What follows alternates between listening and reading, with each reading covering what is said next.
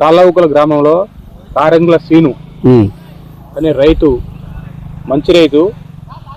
ఇంకోటి SLR 369 అనే variety, దగ్గర గనుపులు, చిక్కటి కాపు, సైజు మంచి క్వాలిటీ, కలర్ మంచిది. ప్రతి ఒక్క రైతు ఖచ్చితంగా వేసుకోవాల్సిందే. ఇది వైరస్ని తట్టుకున్నది, నల్లిని తట్టుకున్నది, అదేవిధంగా గుబ్బ లేదు, లాస్ట్ కొరస దాకా కూడా క్రాప్ ఉన్నది. ప్రతి ఒక్క రైతు ఈ సీడ్ని చూసి మరి ఎంచుకోవాలి. చాలా మంచిగుంది, అందరు రైతులు వేసుకోవచ్చు. ఇప్పుడు ఈ సంవత్సరం ఎట్లా ఉన్నాయి తోటలు?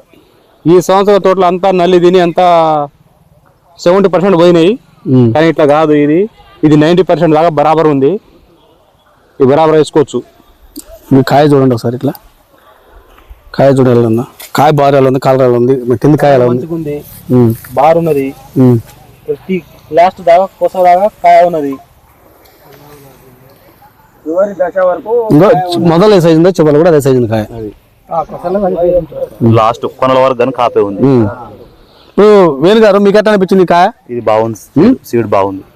సీడ్ అంటే ఎట్లా బాగా అనిపించింది నీకు? కాపు బాగుంది, నల్లిని తట్టుకుంది. అసలు ఈ సంవత్సరం ఇలాంటి తోటలు నేను చూడలేదు ఇంతవరకు. కానీ ఇలాంటి కాపు చూడలే, ఇలాంటి సైజు కానీ కొనల వరకు, లాస్ట్ కొనల వరకు కానీ కాపు బాగా సెట్ అయింది, బాగుంది. ఏ రైతా ఇలాంటి విత్తనం పెట్టుకోవచ్చు దిగుబడి తీసుకోవాలంటే. వాస్తవానికి ఇది సంవత్సరం తోటలు డ్యామేజ్ అయిపోయినాయి, మొత్తం చనిపోయినాయి.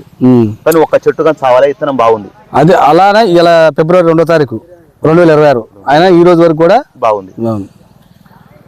అయినా కానీ ఇంకా మైనా ఇగురు మీద ఉంది తోట, కానీ కాపు ఉన్నా కానీ ఇగురు మీద ఉంది. తాలు కాలేదు, మళ్ళీ కాయ డ్యామేజ్ లేదు. కింద కాపు స్టెప్ ఉంది, పైన స్టెప్ పడుతుంది. కాయ ఒరిగింది. ఇది 4 అడుగుల తోట ఒరిగింది, పైన స్టెప్ దిగింది.